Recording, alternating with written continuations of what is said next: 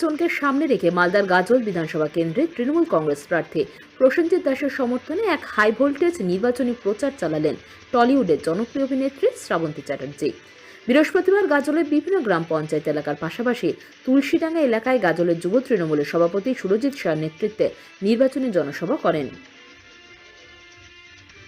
শ্রাবন্তী চ্যাটার্জি গাজলের রাজপথ কাঁপিয়ে তৃণমূল প্রার্থী প্রসেনজিৎ দাসের পক্ষে ভোট প্রার্থনা করেন।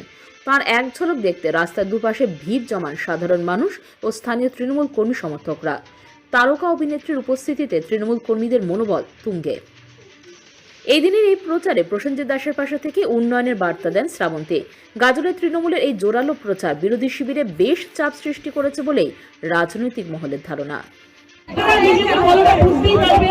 এই 5 বছর ধরে আপনারা কিছুই পাননি, একবার বিশ্বাস করে দেখুন, ওকে প্রসেনজিৎকে একবার বিশ্বাস করে দেখুন। আমি শুধু বলবো একবার বিশ্বাস করে দেখুন, যেগুলো আপনারা এতদিন পাননি। এই প্রসেনজিৎ কিন্তু মানে সিরিয়াসলি প্রতিশ্রুতি দিচ্ছে যে আপনারা যেগুলো থেকে বঞ্চিত ছিলেন সেইগুলো কিন্তু সব নিয়ে আসবেন।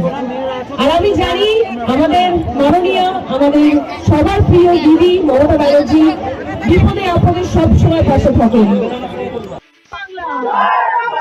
সত্যি কথা বলতে গেলে এই আওয়াজটা কলকাতা অবধি যাচ্ছে।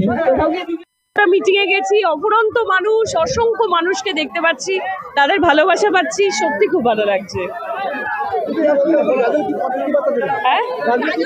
গাজলকে এটাই বলবো যে এরকম একজন যুব নেতা যে প্রতিশ্রুতি দিচ্ছে, এই এতদিন যে গাজলবাসীরা অনেক কিছু থেকে বঞ্চিত ছিল সেই সব কিছু প্রসেনজিৎ নিয়ে আসবে, তাদের বাড়ির হয়ে থাকবে, তাদের পাশে, মানে যে মানুষটা সবসময় তাদের পাশে থাকবে সে হচ্ছে প্রসেনজিৎ। তো আমি বলবো 23 তারিখ সকাল সকাল প্রসেনজিৎকে ভোট দিতে।